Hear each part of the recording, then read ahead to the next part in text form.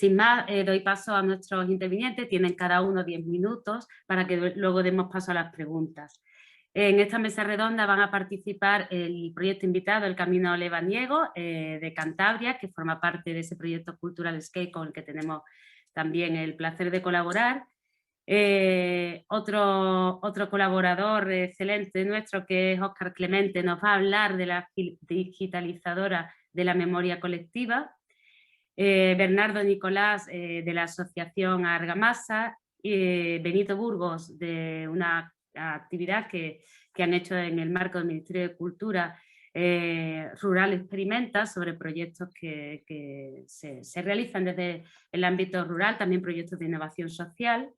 Y por último, otro de nuestros colaboradores, esta vez a través de la red de agentes de patrimonio cultural, el Ayuntamiento de Castril, con Emilio Carbonell, nos va a contar un poco en qué consiste esa colaboración que hemos tenido a través de la Guía Digital de Patrimonio Cultural.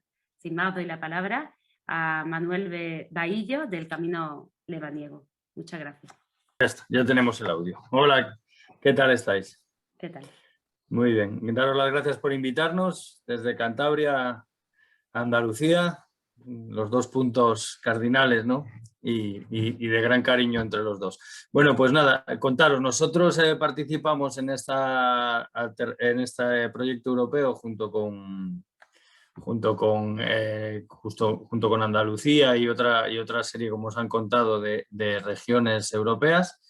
Y bueno, lo que hacemos nosotros en este proyecto, nuestra principal aportación, y que se va a reproducir por otros socios y creo que puede tener en el ámbito turístico un posterior desarrollo, voy a compartir pantalla. Dentro de este trabajo, lo que hemos hecho, lo primero es, lógicamente, nosotros somos técnicos en turismo más que en cultura inmaterial, y lo que hemos hecho en un primer punto es buscar las manifestaciones de cultura inmaterial, que nosotros no tenemos un listado de cultura inmaterial como tenéis en Andalucía, y lo primero que tuvimos que identificar es las manifestaciones de cultura inmaterial desde un modo muy amplio, no solamente en la transmisión de la palabra, del canto o de la transmisión oral, sino también todo tipo de oficios, de cultivos. Consultamos con varios expertos y también un poco en base a mi experiencia, y lo primero que hicimos fue identificar qué patrimonio era susceptible de poder trabajar y de poder vender posteriormente, porque esto es algo que teníamos que tener en cuenta. Nosotros buscamos un patrimonio que después pueda realizar una serie de actividades. Así, lógicamente, nos dimos cuenta que una parte importante de este patrimonio pues no se podía vender, porque los transmisores y la gente que lo cuidaba, incluso sin ser mayor, pues había gente que no quería participar ni contar a gente que no fuera de su entorno sus tradiciones o su vivir diario. Entonces, bueno, nosotros, os cuento rápidamente, somos una fundación que, ya os digo, trabajamos más con cultura, también con patrimonio cultural, y nos ceñimos a lo que es el Camino de Santiago del Norte y luego el Camino Lebaniego, que llega hasta una comarca que está al occidente de Cantabria, ya lindando con Asturias, que es la comarca de Liébana. Y es ahí donde hemos buscado a estos informantes. Una vez que hemos conseguido identificar los informantes, primero hemos documentado y hemos hecho entrevistas muy amplias con cada uno de los informantes.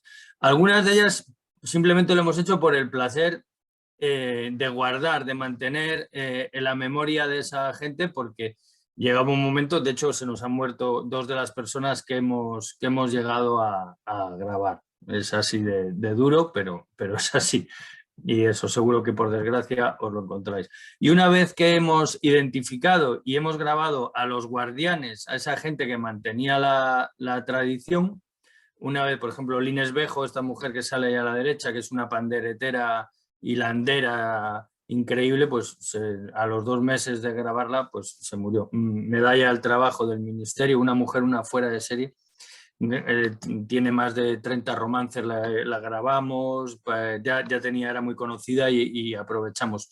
Y de ella ha aprendido hilanderas que luego participan en el proyecto.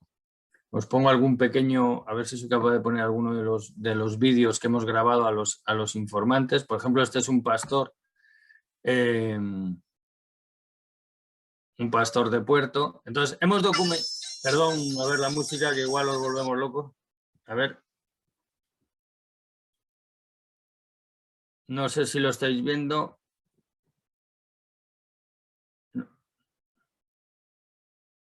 A ver.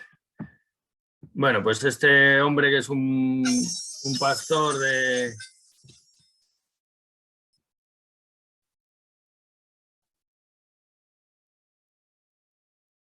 Sí, esta gente, este hombre que tiene 90 años todavía sigue subiendo, y luego hemos aprovechado a gente joven de su familia y gente que hemos hecho vídeos cortos, hemos dividido los vídeos, hemos hecho vídeos cortos de 14 minutos para subir en YouTube, luego tenemos entrevistas de más de 1 hora y media o 2 horas incluso que grabamos y guardamos como un tesoro. Y después lo que hacemos es esto, nos ponemos en contacto con gente joven que todavía mantiene el oficio o la tradición, y son los que verdaderamente venden el producto que estamos elaborando. Ya me he vuelto a perder con la... Aquí estamos. ¿Sí? Entonces luego ya lo que hacemos es contactar. Bueno, en redes sociales tiene un impacto muy importante, lo hemos distribuido sobre todo a nivel de redes sociales de la Fundación del Camino Lebaniego y del proyecto de Cultura Escape, y tienen un impacto. Primero tienen impacto en las grabaciones a la gente mayor, pero después la comercialización, la venta. Aquí veis otro pastor, pues abajo es los zamarrones, que es un tipo de carnaval, un albarquero construyendo albarcas, y luego lo que hacemos es buscar gente que está dispuesta a compartir y a vender a través del turismo experiencial. Hemos hecho un mapa donde podéis ver los distintos, nos hemos basado en la iconografía del patrimonio de la humanidad para explicar los distintos tipos de oficios, y cada uno de ellos ahora vamos a hacer una web y un mapa y un folleto que se compartirá, donde cada uno de estos vendedores de experiencias, porque cogemos la tradición y lo que hacen es transferirla a una experiencia que se puede vender a través de las agencias, y así colaboramos a mantener estas tradiciones vivas. Y otra cuestión que nos hemos dado cuenta que también es muy importante es que mucha gente que no ponía en valor su experiencia, su tradición, de repente al ver que es interesante para gente de fuera, que se valoriza y se siente mejor y cuida con más cariño, e incluso nos ha pasado el caso de gente que había modernizado su explotación, ya no le daba importancia a la tradición, sino que de repente se empieza a interesar por lo que hacía su padre o su abuelo, porque le guarda un recuerdo e intenta él investigar y decir, a ver cómo lo hacía, aunque ya no lo hago yo igual. O sea que también eso, la puesta en valor y el orgullo de haber mantenido una tradición, creo que este proyecto Manuel, también... te queda un minuto, ¿vale? Sí, no, sí, este es más o menos bueno, que veáis lo que hemos hecho. Una promoción, al fin, por poner un resumen, es una promoción de oficios tradicionales e intentarles que se adapten a una venta turística para darles un valor económico que en algunos casos le habían perdido, y así ayudarles a mantenerlo. No quiero enrollarme más porque ya está. Esto es un poco la idea general. Cualquier pregunta. Disculparme porque esto de hablar a un ordenador, porque no os veo la cara a ninguno, solamente veo mi pantalla y me cuesta. No sé si me enrollo o no. Muy bien, muchas gracias. Gracias, Manuel. Si quieres puedes dejar de compartir tu pantalla. A ver. Y bueno, interesante eso de que no todo el mundo quiera participar en la venta de de su patrimonio cultural, ¿no? Sería un debate interesante también quiénes han sido los que han participado y tal. Los oficios, claro, tienen una componente productiva que si no se vende el producto, ¿verdad? No tienen continuidad, así que bueno, es interesante poner en marcha este tipo de iniciativas, ¿no? Que intentan pues, poner en valor todos esos oficios y saberes artesanales que están en Sí, sí, el sí. ámbito rural. Bueno, damos paso a Óscar Clemente con el proyecto La digitalizadora de la memoria colectiva. Hola, buenos días. ¿Cómo estáis? Voy a compartir mi pantalla y os voy a contar en qué consiste esto de la digitalizadora de la memoria colectiva. Pues supongo que ya se estará viendo mi pantalla. Sí, pues la digitalizadora de la memoria colectiva es una red ciudadana que reúne a gente de perfiles muy diversos. Mira, si nos vamos a quiénes somos, podéis encontrar que somos un equipo bastante poblado de gente que viene de diferentes ámbitos. Tenemos a gente que viene del ámbito de la archivística, tenemos un grupo bastante numeroso ya también que venimos del ámbito del audiovisual, hay personas que vienen del ámbito de la participación ciudadana y son expertas en dinamizar y llevar a cabo procesos de participación, gente de comunicación y gente de informática. Y aquí tenemos uno último, que son los espigadores, que son la figura central de toda esta red, pero de las que voy a hablar un poquito más adelante. Bueno, pues toda esta gente tan diversa que nos une, ¿no? O que nos une y que tiene que ver esto que nos une con la idea de patrimonio que se pone aquí encima de la mesa. Pues nos une esto. Nos une esto como soporte físico y contenedor de memoria. Nos unen estas cintas de cassette, nos unen estas cintas de vídeo de Betamax, nos unen estos rollos de Super 8 con estos nombres tan sugerentes como 8 de marzo, PC Meeting, Reforma Agraria, 1 de mayo de 1980. Nos une la memoria social que se encuentra depositada en soportes magnéticos y en películas, ¿vale? La memoria que se registró de forma analógica. Esto, de alguna manera, sitúa el corte temporal de lo que nos interesa, del objeto del por qué nos hemos juntado, en el último tercio del siglo XX. ¿Qué es lo que ocurre? Que a partir de los años 70 es cuando el abaratamiento de los formatos de registro audiovisual permite que muchísima gente acceda por primera vez a la posibilidad de representarse a sí mismo y de contar la historia desde su perspectiva particular. Empiezan a surgir colectivos cinematográficos, los propios colectivos sociales es la primera vez que empiezan a documentar las cosas que hacen y llegamos al siglo XXI en plena fase de digitalización y este material se encuentra en riesgo de desaparición.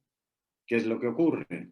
Que la obsolescencia de los formatos de grabación unida a la propia degradación física de las cintas de casetes está haciendo que estemos perdiendo toneladas de patrimonio que se conserva dentro de estas grabaciones, ¿no? Total, que en torno a esta idea, a la idea de, oye, hay que rescatar toda esa memoria social que se encuentra dentro de estas casetes, pues nos hemos juntado. Este es nuestro objetivo común. Construir y facilitar una metodología para poder colaborar o participar en el rescate de la memoria social que se encuentra en todas estas cintas, ¿no? ¿Qué es lo que ocurre? Que detectado el problema, hemos tomado una decisión que tiene mucho que ver con el propio objeto del material que estamos rescatando. Hemos tomado una decisión que viene mucho en la lógica de cómo trabajan los movimientos sociales. Es decir, hemos detectado un problema, vamos a ponernos a resolverlo. Y ya veremos luego cómo se sostiene esto, qué capacidad tenemos, qué ritmo, pero lo principal es resolverlo. Y Y en el año y medio en el que llevamos trabajando, pues hemos puesto inicialmente bastante enfoque en desarrollar una metodología. Voy a intentar salir de aquí. No, no puedo salir. ¿Vale? Una metodología que además va a estar disponible en la propia página web. Puedo entrar por aquí. Y que permita sistematizar todo lo que queremos hacer con este material que estamos rescatando, ¿vale? Hay una cosa en el diseño de esta metodología que es una certeza y una fortaleza, creemos, de la idea de trabajar en red, y es que podemos llegar a objetivos que son inalcanzables por cada uno de los agentes por separado. Mira, el compañero anterior hablaba un poco del tema del registro y de, digamos, las reticencias que tiene la gente a la hora de contarle a una institución o a un investigador pues algo que tiene que ver pues, con su memoria o con su legado. La idea de incluir a los propios colectivos sociales dentro del proyecto de la digitalizadora nos está facilitando algo que como técnicos o como investigadores no podríamos conseguir, que es tener una interlocución de igual a igual. Aquí creemos que el proceso a nivel participativo está funcionando porque se ha puesto algo muy relevante encima de la mesa. Creemos que cualquier proceso participativo, gran parte de su éxito tiene que ver con hacer una pregunta relevante y con que la gente reciba una devolución. Aquí la principal devolución es que tú recibes tu memoria digitalizada y puedes volverla a ver, ¿vale? Y y luego, digamos, la otra pata del proyecto, que serían los ciudadanos que por razones profesionales nos dedicamos a un ámbito que tiene que ver o que puede tener que ver con la conservación del patrimonio, garantizamos la calidad técnica de los procesos. El equipo audiovisual garantiza que lo que se digitaliza se haga cumpliendo estándares profesionales, y el equipo de archivo nos permite que todas las descripciones que van asociadas a los documentos que estamos rescatando sean compatibles con los formatos internacionales de archivo, ¿no? Total, que en este lío es muy importante para nosotros un aspecto, y es que frente a la idea, digamos, tradicional o más extendida de que un trabajo de archivo termina con la descripción y la conservación del material, aquí creemos que el proyecto de rescate de la memoria social del último tercio del siglo XX tiene un valor añadido, y es que tenemos testimonios en primera persona. Y eso no siempre ocurre así en el ámbito de la archivística, ¿no? Muchos archivos públicos hacen un trabajo intenso a la hora de catalogar materiales de principios del siglo XX, donde al final no tienes, digamos, un informante vivo que te pueda contar, con lo cual los que nos dedicamos por cuestiones profesionales a rastrear en archivos, muchas veces te encuentras con que las descripciones archivísticas de colecciones de fotos de principios del siglo XX acaban siendo señora con sombrero, sentada, hombre fumando apoyado en una barra, ¿no? Aquí, ¿qué tenemos? Tenemos que los propios protagonistas, que son parte de la digitalizadora, pueden ofrecernos todos sus recuerdos, con lo cual la calidad de los procesos de descripción archivística es insuperable, y luego además nos permite realizar obras derivadas, es decir, utilizando el material de archivo que hemos rescatado y esa memoria ciudadana, poder generar nuevos audiovisuales que actualicen, digamos, lo que contaban esas películas originales. Vale, pues no me voy a enrollar mucho más, contaros que en el año y medio que llevamos trabajando, se me ha puesto aquí una ventanita ahora, hemos tenido la suerte de contar con una beca del ICAS, del Instituto de la Cultura y las Artes del Ayuntamiento de Sevilla, que nos ha permitido desarrollar un proyecto piloto en la barriada de San Diego, en Sevilla. Aquí os enlazo un artículo, los he puesto todo en el Padlet del diario.es, donde se explica bastante bien el proceso, ¿vale? A la vez que hemos desarrollado las metodologías, hemos generado un repositorio en Internet Archive, donde estamos subiendo las películas que vamos rescatando junto con una descripción archivística de las mismas. O sea, ahora mismo uno puede navegar con bastante facilidad dentro de Internet Archive en lo que hemos rescatado y filtrar los contenidos, o uno puede irse a cualquiera de los vídeos que ya hemos subido y encontrarse unas fichas de descripción archivística bastante apañadas, ¿vale?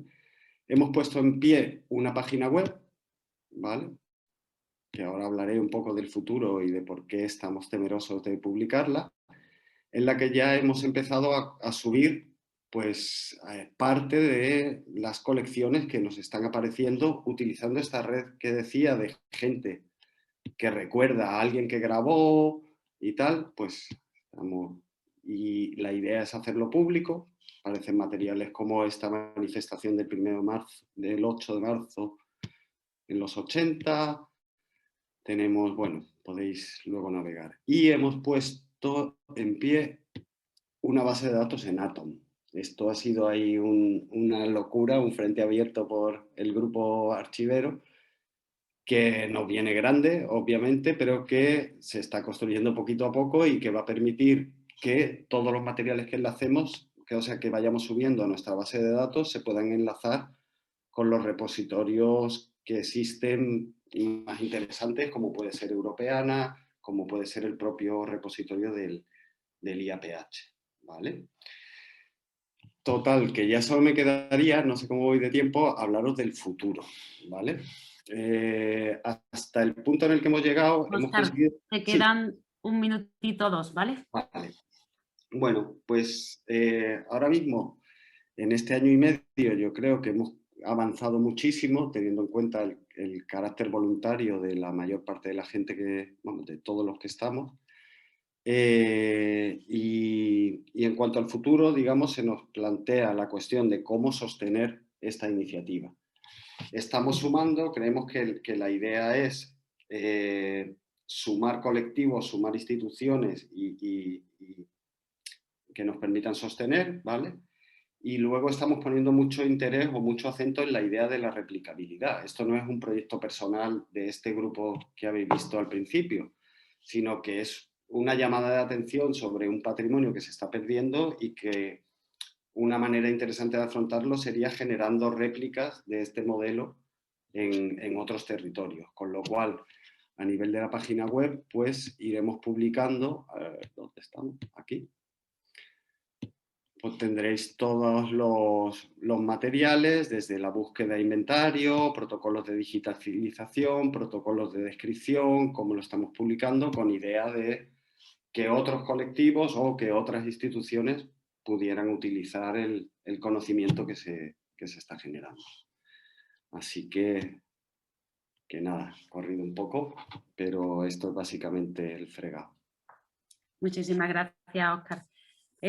Bueno, un proyecto muy interesante. Yo, pues la verdad que me alegra que hayas nombrado como uno de los posibles colaboradores al Instituto Andaluz de Patrimonio Histórico, y estoy segura de que ese repositorio de activos digitales nuestro estaría encantado de poder relacionarse con la digitalizadora colectiva. Ojalá que sea así. Bueno, doy paso. Después tenemos tiempo para hacer preguntas, tanto a Óscar como a Manuel. Doy paso ahora a la Asociación Argamasa con Bernardo Nicolás. Bernardo, por favor. Hola, buenos días. Bueno, yo dirijo la Asociación Argamasa, que más que una asociación parte de una iniciativa. Bueno, me vais a permitir que yo nos comparta, por problemas técnicos, nos comparta pantalla, así que voy a tratar de ser lo más dinámico y entretenido a la hora de la presentación de esta iniciativa. Esta iniciativa es una iniciativa muy curiosa que parte de contextos un tanto heterogéneos.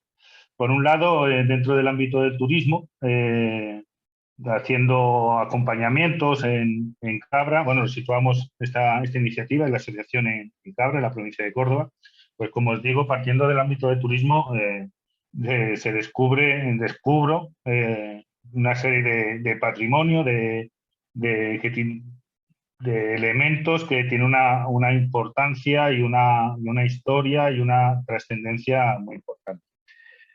Por otro lado, en ese periodo de tiempo estaba trabajando en Granada y bueno, pues cuando volví el fin de semana a casa, pues estaba empezando el movimiento BlaBlaCar y bueno, pues había muchos estudiantes que bueno, durante el viaje pues compartíamos ideas y demás. Uniendo una cosa con otra, se me ocurrió decir, bueno, ¿por qué no desarrollar una institución que abra la puerta a todo aquel que tenga una idea y que, por otro lado, ponga en valor los elementos que ya tenemos, como puede ser en el ámbito patrimonial o sociocultural? Pero eso, aunque parece, bueno, pues podía ser interesante, no había manera de hacerlo converger. De tal manera que, bueno, se me ocurre por mis orígenes, que son castellanos, retomar o tratar de trasladar un proyecto como son las velas de Pedraza, en la provincia de Segovia, trasladarlo a Cabra, a un entorno como es su barrio de la Villa, que bueno, pues es el origen de la ciudad, dentro del ámbito medieval o de origen íbero, y bueno, pues traslado ese proyecto allí a este barrio. Pero no se trataba de hacerlo yo, se trataba de convencer en este caso, a la asociación de vecinos del barrio de la Villa de Cabra y a diferentes organismos dentro de la misma comunidad, del mismo barrio, como puede ser el Colegio San José, y dentro del ámbito de las cofradías tan importantes en Andalucía, pues a diferentes cofradías, en este caso principalmente a la Cofradía del Buen Fin. Les traslado la idea, todo parece muy bien, pero como suele pasar en estos casos, nadie da el primer paso.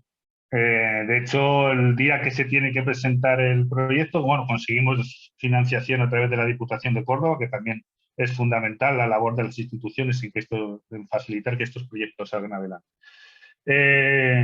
Contaros que es el mismo día que recibo las velas para colocarlas en el barrio, estaba más solo que la una.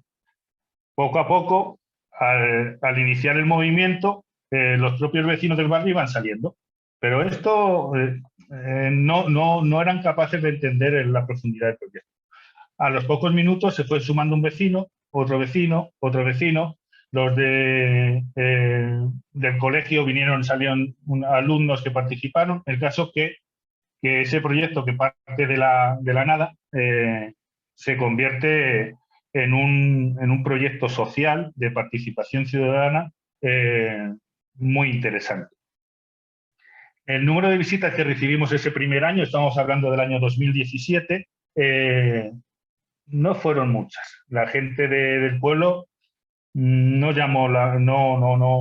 conseguimos atraer su atención, pero entiendo, con uno de los conceptos de que el movimiento se demuestra andando, decidimos hacer las dos sesiones, los 2 días con este proyecto. Sí que desde el primer momento la participación la conseguimos. Al segundo día ya el número de visitantes fue mucho mayor y el número de la importancia que tuvo en redes fue importante. Al año siguiente, ya previamente, las semanas antes, los vecinos del barrio nos decían, bueno, ¿cuándo es este año lo de las velas? La gente tenía esa necesidad de que existiese ese proyecto. Por concretar aquí, conseguimos de una iniciativa prácticamente individual desarrollar una experiencia global con la participación de diferentes instituciones sociales y con la puesta en valor del patrimonio local, proyectándolo hacia el exterior apoyándonos en redes sociales. Ese concepto, dos conceptos que ahora se llevan mucho, que se hablan mucho, que es la sinergia, crear sinergias, y la localización, que es trasladar proyectos locales hacia el exterior. Bien, de ese proyecto, de ese germen, pues es tan importante que se ve la necesidad de organizarnos un poquito más y de recibir apoyos. De ahí sale la Asociación Sociocultural Argamasa, que mantiene un poco la dinámica de trabajo, que los objetivos son crear y gestionar actividades novedosas e inclusivas que impacten en la población local principalmente, recuperar el sentimiento de identidad cultural y democratizar la cultura utilizando herramientas de participación social. Para nosotros y para mí en particular, democratizar la cultura es un elemento fundamental en todos estos proyectos. Acercar la cultura al ciudadano a todos los niveles.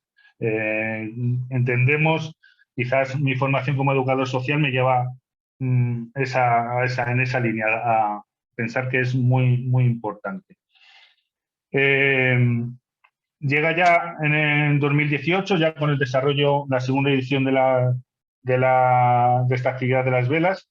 Ya tenemos ya hemos llamado la atención a las instituciones locales, ya participan en la inauguración y bueno, nos sentimos un poquito más arropados. De todas maneras, todavía no estamos contentos queremos más, ¿no?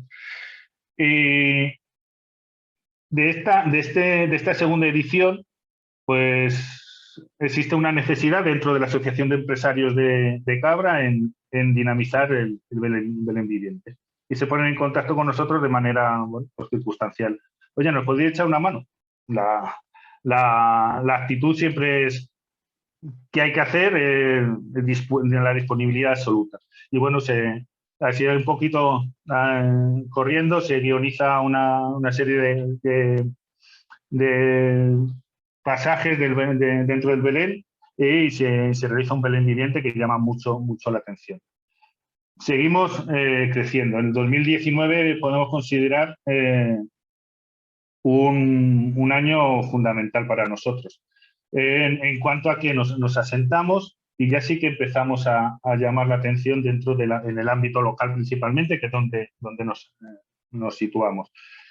Para que veáis la manera de pensar, por ejemplo, uno de los elementos que llama la atención en Cabra a los visitantes es que en esta entrada del barrio de la Villa, os invito a que visitéis, hay una tizona, hay una espada del Cid. A mí siempre me ha llamado mucho la atención porque mis orígenes son de Burgos, entonces pues es como un reflejo de mis orígenes, ¿no? Y pues en alguna visita pues siempre se cuenta la historia y la vinculación de Cabra con el cantar de mi oficio, que por eso está allí esta espada. Pero curiosamente la gente de Cabra no sabía por qué, de dónde venía la existencia. Bueno, pues empezamos a desarrollar un proyecto a situar a Cabra como ciudad cidiana. Nos ponemos en contacto con diferentes organismos y tratando de lo mismo, desde un elemento local, trasladarlo al mayor ámbito público posible. Y desarrollamos actividades vinculadas con este proyecto, con esta actividad, con esta espada. Entre ellas, por ejemplo, muy destacada, se hace la primera feria del libro en torno al Cid Campeador y dentro de esas actividades, dentro de ese proyecto, se organiza un escape room cidiano, de tal manera que tenías que pasar una serie de pruebas que vinculaban el conocimiento dentro del ámbito cidiano para poder desarrollar y terminar esta actividad. Bernardo, sí. Perdona, te queda un minutito, ¿de acuerdo? Bueno, pues yo creo que el concepto está plasmado, sinergias, la localidad desarrolla proyectos locales hacia el exterior. ¿Dónde nos encontramos ahora? Hemos dado el salto al ámbito empresarial para poder abarcar un número de proyectos mayores y en diferentes ámbitos. Trabajan de manera en paralelo tanto la asociación sociocultural como la empresa dentro de ese mismo concepto con una idea fundamental a la hora de desarrollar cualquier proyecto, y es que siempre tiene que haber alguien que salga beneficiado. o bien una institución, un colectivo, patrimonio, alguien tiene que salir beneficiado en el desarrollo de nuestros proyectos. Y bueno, pues todo este camino pues nos ha llevado a poder estar aquí hoy y aunque sea de manera un tanto rápida, pues poder exponer y trasladaros pues una ilusión y bueno, una manera de pensar a la hora del desarrollo patrimonial. Muchas gracias, Bernardo. Seguro que luego tienes más tiempo para responder a las preguntas al final. Bueno, damos paso al proyecto Rural Experimenta. Le doy la palabra a Benito Burgos, del Ministerio de Cultura y Deporte. Gracias.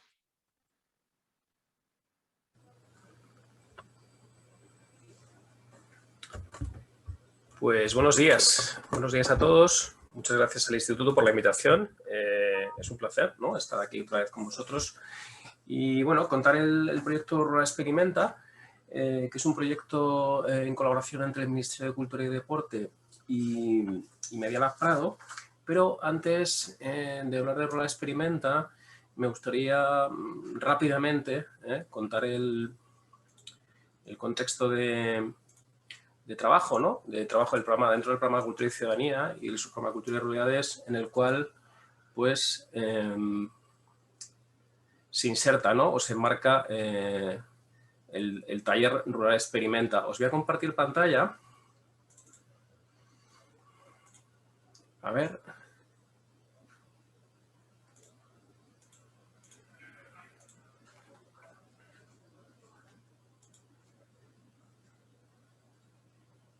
No sé si lo estoy compartiendo. ¿Alguien me confirma?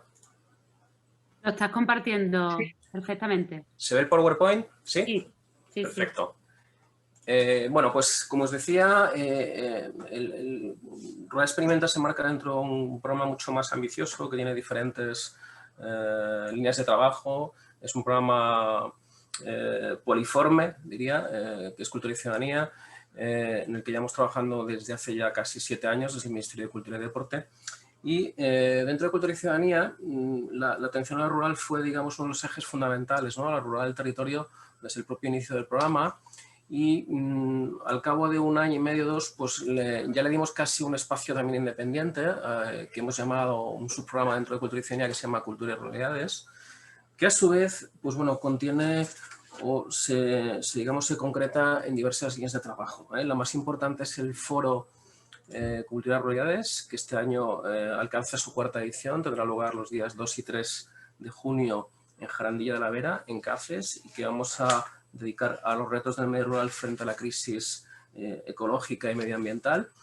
Hemos trabajado también en un conjunto de cartografías. Esta es una más genérica que engloba todo el programa, pero donde también establecemos conexiones entre los proyectos urbanos y rurales. Y esta es una más específica de cultura y ruralidad, que tiene dimensión europea en tanto en cuanto, pues bueno, los problemas o las crisis o desafíos, ¿no?, que afronta hoy el medio rural, pues se comparten, ¿no?, con muchísimos territorios de Europa, territorios interiores, pero también territorios periféricos, como pueden ser los países nórdicos, islas como en el Reino Unido, las zonas del norte del Reino Unido, zonas periféricas también de Grecia, Europa del Este, etcétera, ¿no?, dentro de los grandes centros, digamos, económicos y sociales del continente. Entonces, bueno, esta cartografía, que casi contiene ya, pues bueno, cerca de 165 o 170 proyectos, está en constante crecimiento. Entonces, y bueno, y después también trabajamos en publicaciones, ¿no? Cuando hablamos de medio rural, este es el libro que hemos sacado a finales del año pasado, que se llama Pensar y hacer en el medio rural, prácticas culturales en contexto, que trata de bueno, pues aportar, ¿no?, facilitar una caja de herramientas, sí, para el desarrollo de proyectos en el medio rural, pero también es un instrumento para la reflexión, para repensar, para reimaginar prácticas y políticas que se han venido desarrollando también en el medio rural y cómo también proyectarlas hacia el futuro. Es también un catálogo de experiencias, también de casos o referentes de ciertas buenas prácticas en el territorio español. Es también una obra que nos permite mapear agentes, mapear también conceptos un poco para plantear, ¿no?, esa política y esa práctica cultural en medio rural de una forma también con anclajes teóricos, académicos. Aquí, por ejemplo, os muestro un glosario, ¿no?, también que nos permite un poco, a través de los términos asociados a medio rural, pues tratar de entender, diagnosticar y, como decía al principio, o como decía antes, proyectar hacia el futuro, ¿no?, ese espacio de imaginarios también y de patrimonio, ¿no?, también, que es quizá, pues bueno, seguro el tema fundamental de este encuentro, ¿no? Entonces, bueno, nosotros desde Cultura y Ciudadanía no tenemos una posición específicamente o concreta dedicada al patrimonio, pero sí que nos parece clave poder cruzar, ¿no?, el patrimonio tanto material y inmaterial con las propuestas más contemporáneas, para también, pues bueno, actualizar ese imaginario patrimonial y también poderle darle un valor, ¿no?, en el contexto actual. Y bueno, dentro de todo este proceso de trabajo de Cultura y Realidades es donde nace Rural Experimenta. Rural Experimenta, como os decía, es un proyecto en colaboración con Media Lab Prado y puntualmente con diversos agentes que se insertan en el territorio, ¿no? En la primera edición tuvo lugar en La Ponte Museo, en Asturias, con el colectivo de La Ponte. La segunda tuvo lugar en Cantabria, en el Valle de Encampo, con una asociación cultural de allí, La Ortiga, que trabaja también los temas patrimoniales, y con el Gobierno de Cantabria. La tercera tendrá lugar en junio en Vilafranca, en Castellón, con una sede ampliada también a el Museo de la Vida Rural de la Espluga de Francolí, en Tarragona. En Castellón contaremos también con la colaboración del Plan Extensión Universitaria, del PEU, de la Universidad Jaume I de Castellón, que tiene bueno, creo que también Ángel está aquí dentro del programa, Ángel Portoles, un interesantísimo programa de acompañamiento de las comunidades patrimoniales y también de las prácticas contemporáneas asociadas al mismo, porque bueno, ahí encajamos muy bien, porque a nosotros nos gusta hibridar, combinar, mezclar, ensamblar, ¿no?, esos dos contextos. Y dentro de Rural Experimenta, pues bueno, como decía, el patrimonio no es el único foco, pero también nos centramos en el patrimonio. Por ejemplo, en la edición anterior hubo proyectos relacionados con el desarrollo de comunidades energéticas, proyectos también de ampliación, extensión de proyectos culturales en el Camino de Santiago, como fue 1 kilómetro de arte, proyectos también para repensar o reimaginar también, como os decía antes, la necesidad de reimaginar el medio rural como Model Rural Canvas, que es una especie de plantilla de diseño para detectar recursos endógenos, potencialidades de un territorio, y a partir de ese diagnóstico poder desarrollar un diseño de futuro, ¿no?, de ese territorio, de esa comarca, de ese espacio, ¿no?, a través de, insisto, sus recursos endógenos, que incluyen, ¿no?, muchos elementos patrimoniales. Tuvimos otros proyectos también, como el Digital Rural Lab, que es un proyecto que se desarrolla en Galicia y que se apoya también, ¿no?, en todos los procesos de diseño, especialmente artesanos, que se han producido en el territorio de Galicia. Y en esta tercera edición, pues también vamos a tener el patrimonio, es otro de los ejes fundamentales, pensando también en la idea del patrimonio como espacio del común, es decir, como un espacio donde podemos intervenir desde la innovación social, y cómo también podemos aplicar modos de gobernanza compartidos, ¿no?, a ese patrimonio que tradicionalmente, pues bueno, se ha gestionado de otras formas. Entonces, la idea del laboratorio es tratar de innovar, experimentar en torno a nuevas formas de gestión de ese patrimonio, nuevas formas de gobernanza, nuevas formas de, digamos, aprovechamiento de los recursos patrimoniales comunes. Y también a través del propio laboratorio, como espacio de experimentación, también lo que buscamos es intensificar, seguir desarrollando las redes que a través del programa de Ruralidades venimos creando, ¿no?, y fomentando desde hace 5 años. Es un espacio donde reunimos en torno a 60-70 personas, más los organizadores. Entonces, el potencial, ¿no?, el potencial de imaginación, de pensamiento que tiene un espacio durante una semana como Rural Experimenta para, como os decía, diseñar, prototipar nuevos modelos de gestión en particular del patrimonio, otros recursos comunes, como es el educativo, este año también los ODS, ¿no? La Agenda 2030 y los Objetivos para el Desarrollo Sostenible van a tener un papel fundamental. Y bueno, la idea, por sintetizar y resumir, y si queréis después en las preguntas podemos concretar alguna cosa más, es utilizar el modelo del laboratorio donde Medialab Prado lleva muchísimos años trabajando en un ámbito urbano, trasladarlo al medio rural y poder, insisto, experimentar, innovar socialmente, colectivamente, pues bueno, en torno a las formas de gestión, de uso, de gobernanza, de aprovechamiento, de relación también con ese patrimonio y también convertirlo en un recurso social hoy, también un recurso económico y en un recurso también al servicio de los retos medioambientales que hoy tiene el territorio y recuperar también, ¿no? Recuperar la idea de conocimiento, de patrimonio, de saber tradicional, digamos, en un contexto contemporáneo, porque pensamos, ¿no? que todo ese patrimonio, todo ese conocimiento debe ponerse en valor, ¿no? Y debe ponerse en valor también desde una mirada actual, una mirada presente y en conexión también con otro tipo de conocimientos y otras prácticas.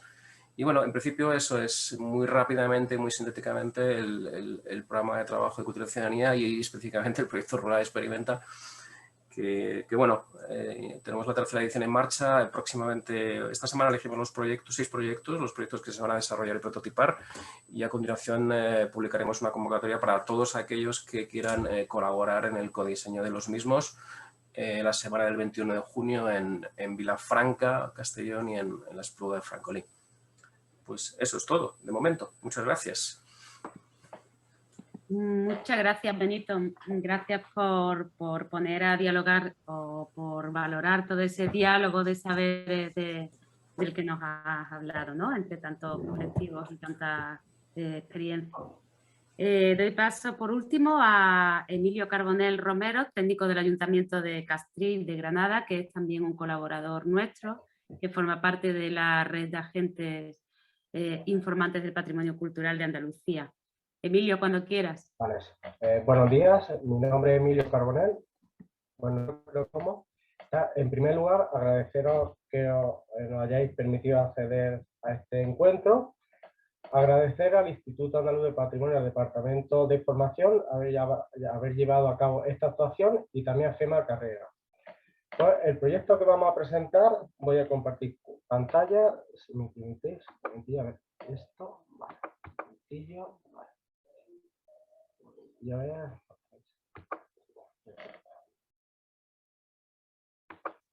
Perfecto. Se llama Colaboración y redes en tiempo de COVID, correspondiente al segundo encuentro de patrimonio de proximidad de Actívate, ¿vale? En primer lugar, vamos a hacer una introducción de nuestro municipio. En este caso, Castril, un pequeño municipio localizado en el noroeste de la provincia, formando parte de la comarca de Huesca y con los pueblos colindantes de Castillejar, Huéscar, Cortes y por la provincia de Jaén, Cazorla, Segura y Pozacón. Destacar que a nivel histórico, aunque puede que hubiera asentamientos humanos anteriores, destaca por el asentamiento de los romanos, quienes se establecieron sus bases en la peña, ¿vale? Y establecieron sus campamentos. De ahí viene la palabra castrum, campamento. De ahí se deriva el término Castril. Posteriormente fue ocupada por los musulmanes, en el cual se convirtió en una ciudad fortificada y fue bautizada como Hims, castillo, ¿vale? Más tarde, la reconquista de los reyes católicos en el siglo XV, don Hernando de Zafra cogió las tierras y permitió una convivencia entre musulmanes, cristianos y judíos, estableciendo el señorío de Castril. Destacar que en nuestro municipio, aunque sea pequeño, de 24.000 hectáreas aproximadamente, posee una gran cantidad de recursos naturales y culturales. Dentro del patrimonio cultural destaca su parque natural, Sierra de Castril, el único de la comarca de Huesca, y que está declarada con la figura de protección, lugar de importancia comunitario, zona de especial conservación y zona de especial protección de especies amenazadas, aparte de no destacar la Peña de Castril. Destacamos también, dentro del patrimonio cultural, el Castillo de Castril, declarado BIC en el año 1985 por la Ley de Patrimonio. Destacando, tenemos el bien de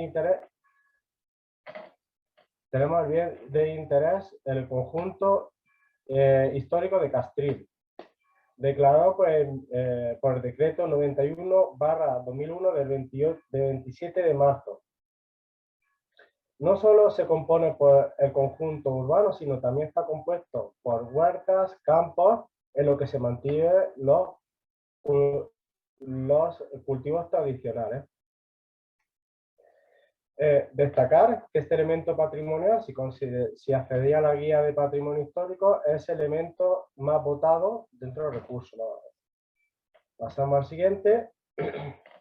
Visto que Castril dispone de un patrimonio amplio, tanto cultural, desde el ayuntamiento nos surgió una necesidad, y es recoger esos elementos. En este caso, puesto que ya estaba recogido, se contactó con el Instituto Andaluz del Patrimonio. Comentemos qué posibilidades teníamos nosotros de colaborar para actualizar la base de datos. Nos atendieron perfectamente y, de hecho, se llegó a concretar, formando parte de la red de agentes informantes de patrimonio cultural. Con esta red se consigue que, a través de los pueblos pequeños algo, puedan contribuir a enriquecer su patrimonio y en colaboración con el Instituto Andaluz del Patrimonio Histórico. En este caso, en el boletín informativo del Instituto Andaluz del Patrimonio publicó la siguiente noticia. La tengo aquí. En el marco de la red de agentes informadores de patrimonio cultural de Andalucía, el Ayuntamiento de Castril ha colaborado facilitando documentación gráfica y textual sobre los bienes patrimoniales de este municipio granadino. Castril presenta actualmente en la guía un total de 139 bienes patrimoniales, entre los que destaca bienes inmuebles e inmuebles. Listo. Entrando en la guía digital, Castril nos muestra 191 resultados, de los cuales pues, una parte se corresponde a otros municipios, etc. Pero entrando en el bien inmaterial, tenemos los toros de Castril, festividad de carácter dentro de las fiestas patronales, con 500 años de historia, y tenemos que destacar el vidrio soplado. Y aquí en el vidrio soplado me gustaría hacer una referencia. En la ficha del Instituto Andaluz de la Guía dice: el vidrio soplado es una técnica artesanal de fabricación de vidrio, especialmente indicada para la fabricación de recipientes. Si bien las instalaciones son costosas y necesitan las condiciones especiales, la materia prima suele ser de fácil acceso, arena silicio o vidrio reciclado, lo que reduce los costes de producción. Hace referencia que en el siglo XV, cuando se establece don Hernando de Zafra, forma la empresa vidriera, en el cual destaca el principal motivo por el que el vidrio de Castril es famoso. Es así que está puesto en los principales museos de Londres, el Museo Provincial de Granada, Casa de Castril y otras colecciones privadas. También por parte del Ayuntamiento se está llevando a cabo iniciativas de recuperación de este bien, como es mediante el Centro de Formación de Vidrio y recuperación de antiguas canteras donde se extraía la arena silicio. Pasando a los bienes inmuebles, pues lo comentado, ya el resultado nos muestra a destacar, pues tendríamos el castillo, por lo que hemos comentado, 1985, Ley de Patrimonio, BIC, el conjunto histórico 2001 y la Torre de Castril.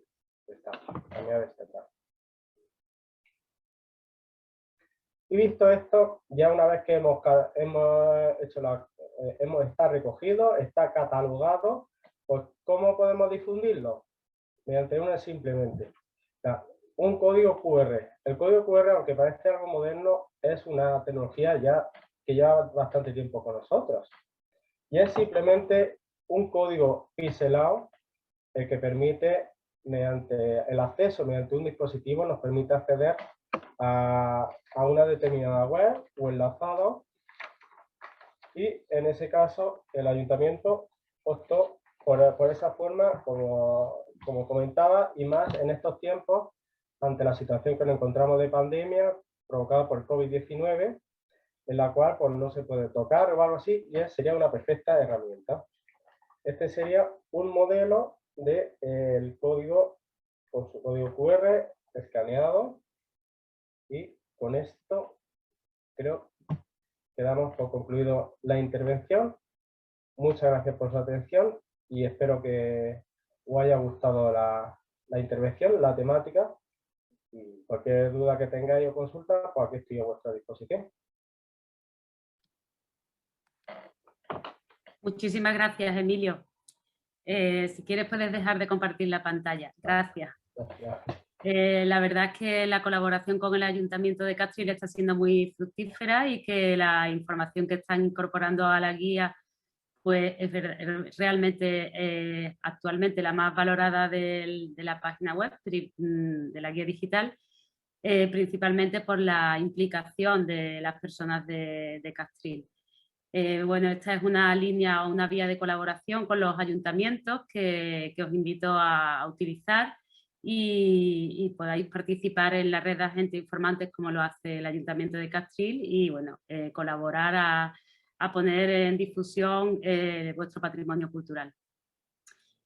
Sin más, bueno, ya hemos terminado todo, estamos perfectamente dentro del tiempo y podemos dar paso a las preguntas que seguro ha suscitado el interés de la audiencia. ¿Tenemos alguna pregunta? Hay una pregunta de Ángel Fernández Moreno que dice, pregunta si los bienes que se integran en la guía digital implica que estén protegidos. No, la guía digital es una base de datos bueno, que incluye todas las bases de datos que se hicieron de forma sectorial en el instituto a lo largo de nuestra historia, ¿no? Y que ahora se presentan de manera conjunta a través de esta plataforma e incluye bienes patrimoniales no necesariamente protegidos, también se encuentran los que están incluidos en el Catálogo General de Patrimonio Histórico, pero no todos los bienes que están en la guía están protegidos. Nuestra función es fundamentalmente documentar el patrimonio cultural. Y hay una pregunta para, creo, para Benito, sobre en qué consiste el proyecto, creo, Rural Experimenta, me imagino, Rural Maps.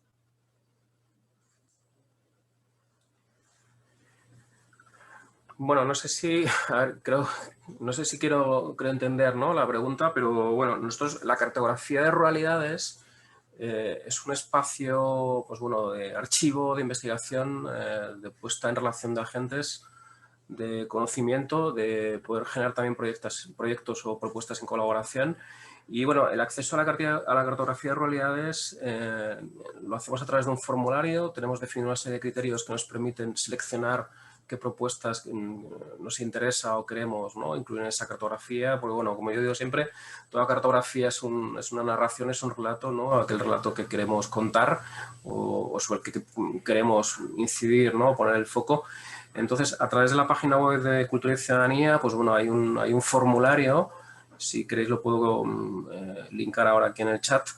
Y bueno, el que quiera pues nos puede enviar su proyecto, sus datos y nosotros hacemos la valoración oportuna y en su caso lo incluimos en la cartografía.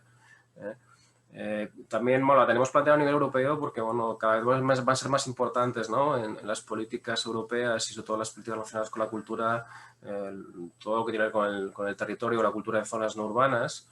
Y bueno, queremos que los agentes españoles bueno, sean capaces, ¿no?, de trabajar en ese contexto europeo, generar proyectos en colaboración. Y bueno, como os decía, la cartografía sigue creciendo, tenemos pendientes de incorporar otros 50 o 60 proyectos Y bueno, es una, insisto, una cartografía de libre acceso siempre y cuando se cumpla una serie de requisitos.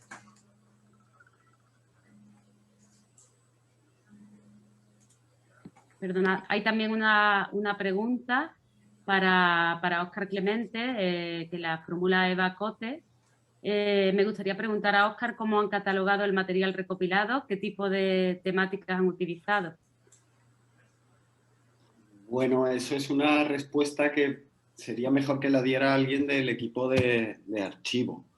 Yo sé que se está, o sea, se están haciendo, voy a volver a abrir se están haciendo puntos de acceso al material, pues por materias, por lugares, por instituciones. Entiendo que son los básicos que tiene cualquier base de datos, ¿no? Pero ya te digo, como además creo que sé quién es Eva, te voy a escribir por privado y te pongo en contacto con Mercedes Jiménez o con Isabel Medrano, que te pueden dar más detalles. De todas formas, si en el Padlet he enlazado la base de datos que se está construyendo en Atom, yo creo que si navegas por ahí puedes entender cómo es la lógica por la que se está estructurando el material. Muchas gracias, Óscar. Hay otra pregunta de nuevo para Benito. Si el trabajo que habéis hecho es también a nivel latinoamericano o solo a nivel europeo. En el caso del medio rural, bueno, nos conectamos fundamentalmente con Europa. Creemos que el contexto rural en Europa o de España se aproxima mucho más al europeo que al latinoamericano. En cambio, en Cultura y Ciudadanía sí que tenemos un vínculo más concreto, ¿no? Más estrecho con propuestas de Iberoamérica. Pero bueno, no descartamos que en el futuro podamos incorporar también esas experiencias. De momento hemos empezado por Europa, pero vamos, insisto, la cartografía también la queremos extender al Magreb, y al Mediterráneo, eso por un punto de vista también cultural y por también buscar complementariedad entre los dos programas, Cultura y Ciudadanía y Cultura y Realidades. También, bueno, aprovechando que me preguntaban en el chat también qué estructura y medios tenemos, ¿no? Bueno, realmente somos un equipo muy pequeñito, somos 2 personas, ahora 2 personas y media, 3, con algún becario eventualmente, pero somos un equipo pequeño, sí que contamos con un presupuesto más o menos razonable, aceptable, pero claro, lleva congelado hace 4 años, o 5, ¿no? Pero bueno, estamos trabajando también en un plan de ayudas al medio rural a partir del plan de recuperación con fondos europeos. Probablemente lo podamos presentar en unos meses. O sea que, bueno, en fin, recursos razonablemente bien, pero que no ha mejorado, y medios humanos poquitos. Bueno, antes de pasar a una pregunta general que nos hace Isabel Luque, o que nos recuerda Isabel Luque, voy a dar paso a una pregunta concreta para el Ayuntamiento de Castril. Le preguntan que no ha quedado claro qué ha aportado realmente el Ayuntamiento de Castril a la guía digital, porque había ya muchos elementos que efectivamente estaban incorporados en la guía, entre ellos los del inventario de bienes muebles de la Iglesia Católica. Sí. Es correcto, cuando nosotros accedimos a la guía estaba ya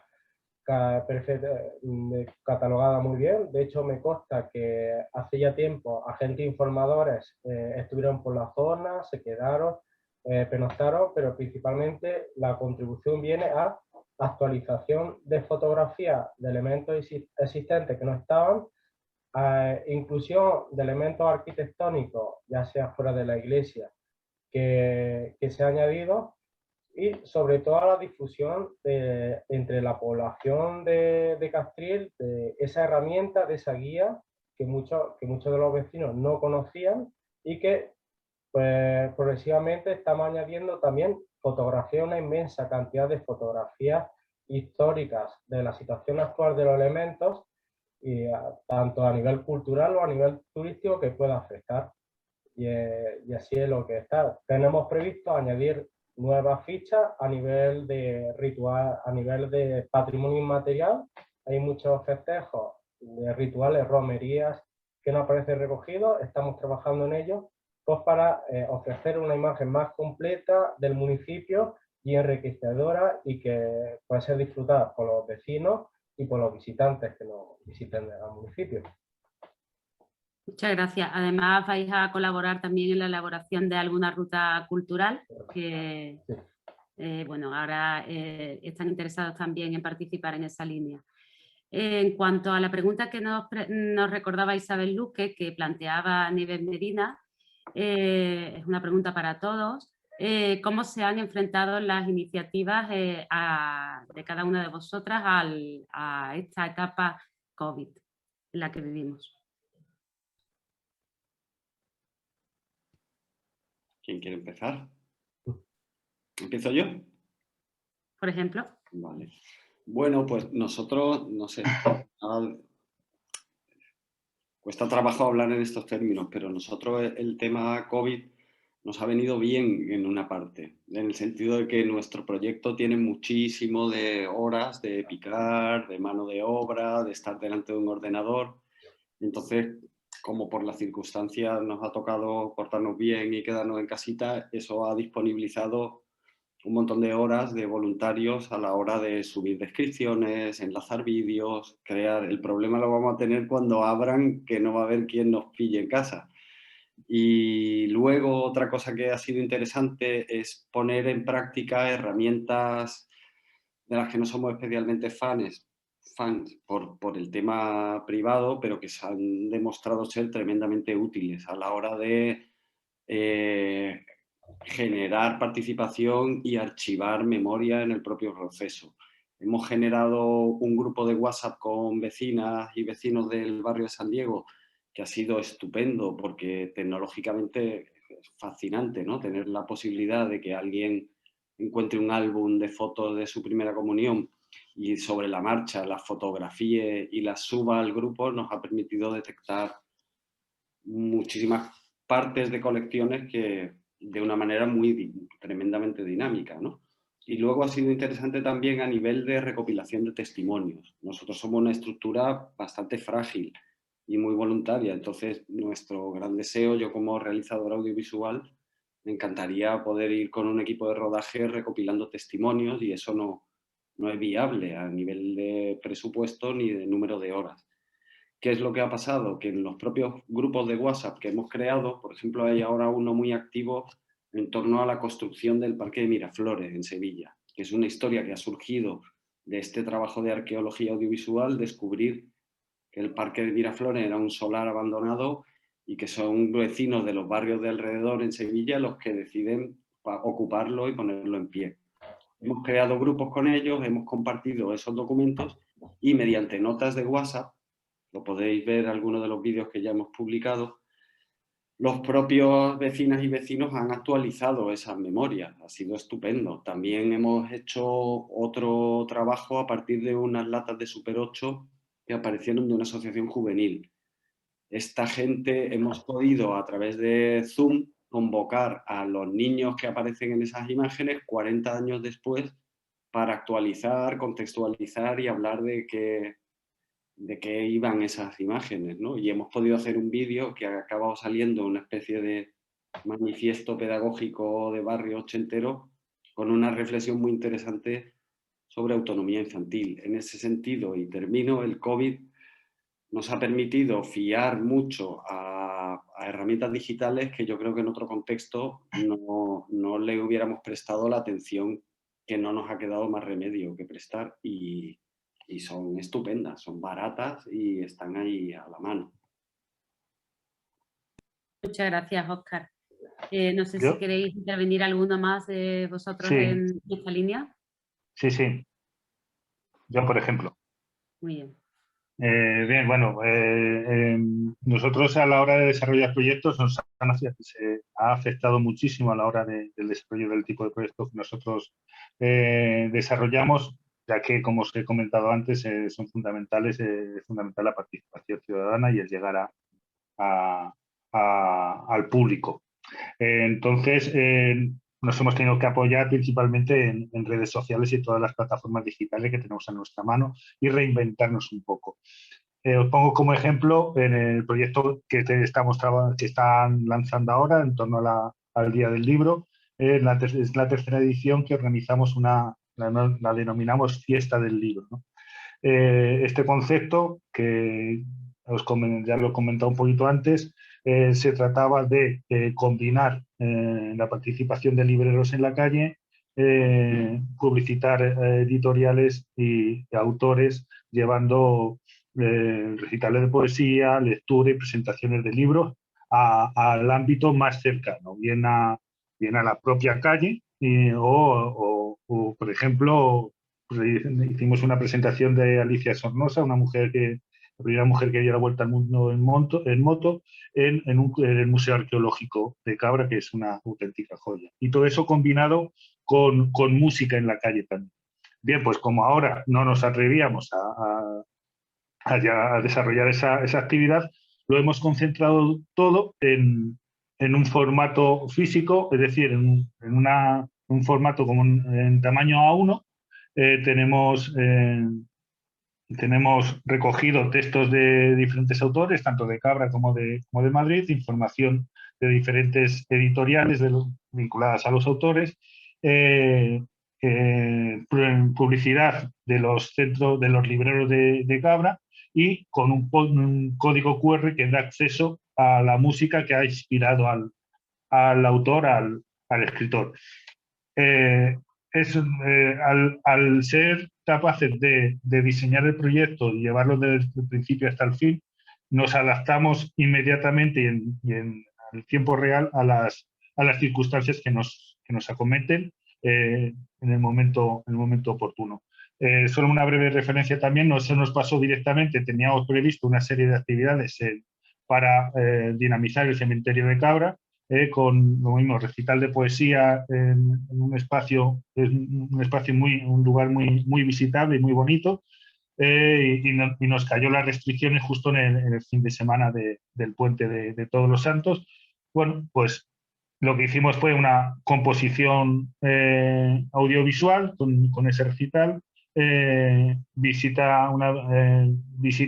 pequeña visita virtual, y concentrar la información en pequeñas cartelas que dan perpetuidad al proyecto y que informan a futuros visitantes. Es decir, redes sociales y adaptarnos a las nuevas tecnologías, y desarrollando ahora mucho storytelling, que está muy demandado porque se adapta bastante a las circunstancias. Muchas gracias. Bueno, pues no sé si hay alguna otra pregunta. Quedan aún 5 minutos, así que me atrevo a formular una que también nos han sugerido desde el grupo de apoyo de Redactívate, que es de qué forma está presente en vuestro proyecto la perspectiva de género y el enfoque inclusivo.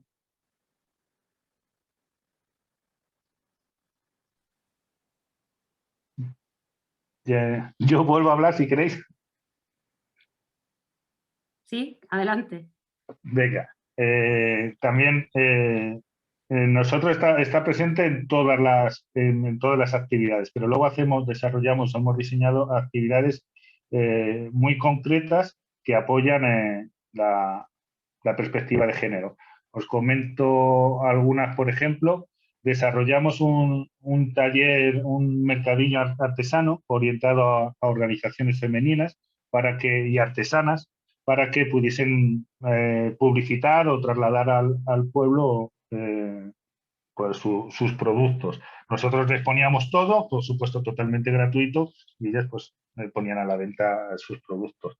Hemos desarrollado, por ejemplo, con la Fundación Aguilar y Eslava, también como ejemplo también de colaboración, ¿no?, con lo que trabajamos muchísimo, un proyecto en 2019 que era la huella femenina en la Fundación, que hacíamos un recorrido a través de diferentes mujeres que habían sido relevantes en la historia, pues siguiendo o bien libros en la biblioteca, bien ilustraciones, bien litografías. Y luego este año, pues ya para terminar, que ha sido el paso al ámbito empresarial, pues hemos trabajado con el Grupo de Desarrollo Rural de la Subbética y la Mancomunidad de Municipios. Hemos desarrollado la campaña del Día de la Mujer, del 8 de marzo, desarrollando en redes una cierta información pedagógica, y terminando con un pequeño mini corto dentro de que plasmaba, además quisimos conscientemente hacer el mini corto en un contexto muy masculino y trasladar la importancia del ámbito femenino. Es decir, que para nosotros el ámbito de género está presente en todos los proyectos.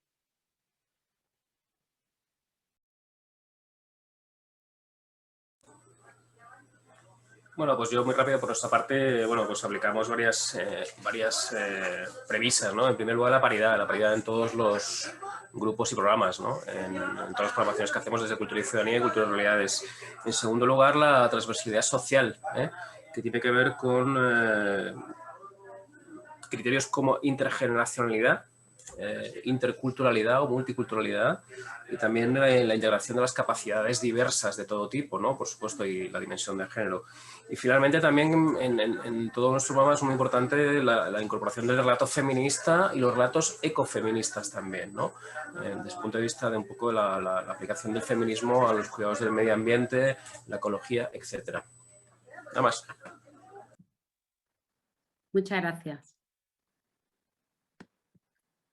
Bueno, pues si nadie tiene nada más que decir o preguntar, cerramos esta mesa redonda que ha sido muy interesante y bueno, pues que pone un poco sobre la mesa que en este nuevo modelo de gobernanza que se defiende a través de todos estos proyectos, pues bueno, las relaciones de poder, digamos, no son tan rígidas, son más dinámicas, hablamos de devolución, de coparticipación, de corresponsabilidad, de nuevos actores en el ámbito patrimonial y de un paradigma más ecosistémico, ¿no? Como ha recordado también Benito.